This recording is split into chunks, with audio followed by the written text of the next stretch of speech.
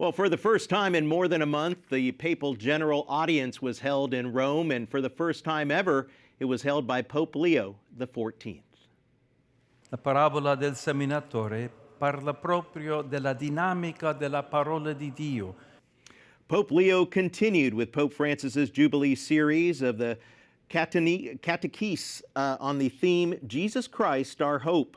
The Holy Father emphasized that every word of the gospel is like a seed sown in the soil of our lives, highlighting that the soil is not only in our heart, but also the world, the community, and the church. And joining us now from Rome is Dr. Matthew Bunson, Vice President and Editorial Director for EWTN News. Matthew, great to see you. As we know, general audiences happen every week, but obviously this is the Pope's first general audience. What sort of insight did we get from it? Yeah, well, as you note, Eric, this is Pope Leo XIV's first general audience as Pope, so it had attached to it a certain additional significance. So there was a lot of attention paid to what he had to say, and consistent with the very calm and measured approach that we have seen throughout his pontificate in these early weeks, he went about his business, talking about the catechesis of the day, which is a reflection on the Gospel of Matthew, chapter 13, the parable of the sower of the seeds. And he's picking up the threads that were left by Pope Francis at the time of his death, that were the reflection especially on Jesus, our hope, that in Christ is our hope. And the reflection then really turned swiftly to sort of unpacking the parable of the casting of seeds, the sowing of seeds across all types of terrain in every possible setting. And as the Holy Father said, that we represent the ground, and how are we receiving these seeds of evangelization. But as he says, the gospel, those are the seeds that all of us have to take in. And how we respond to it in exactly the same way how different soil responds to it tells us everything about our response to Christ.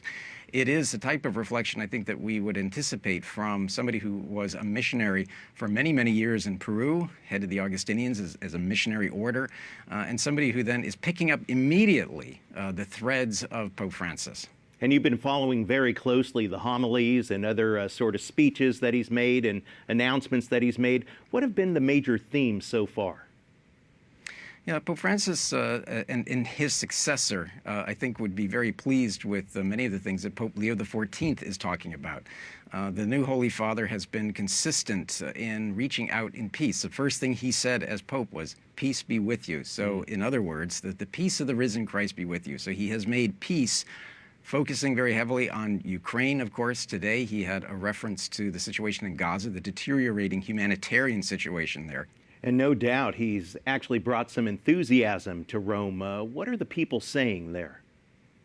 Yeah, the Romans are very excited at having the new Holy Father. The fact that he's American, in fact, doesn't seem to be deterring anyone from really being fascinated, being quite intrigued by what he's saying and doing. He is somebody who is described as serene. He's calm. And that's something that I think the Romans are definitely appreciating. We are seeing that level of enthusiasm by the size of the crowds. At the Regina Caeli on the days just after his election on May 8th, that Regina Caeli was attended by about 100 and some thousand people, which is unusual even for a great Regina Caeli on a Sunday morning. The general audience today, his first, unusual in the sense that it was part of this early day of his pontificate. About 40,000 were in attendance. That's a high number, certainly, for a general audience. Well, Dr. Matthew Bunson, thank you so much for joining us. Always appreciate your insight. Great to be with you, as always.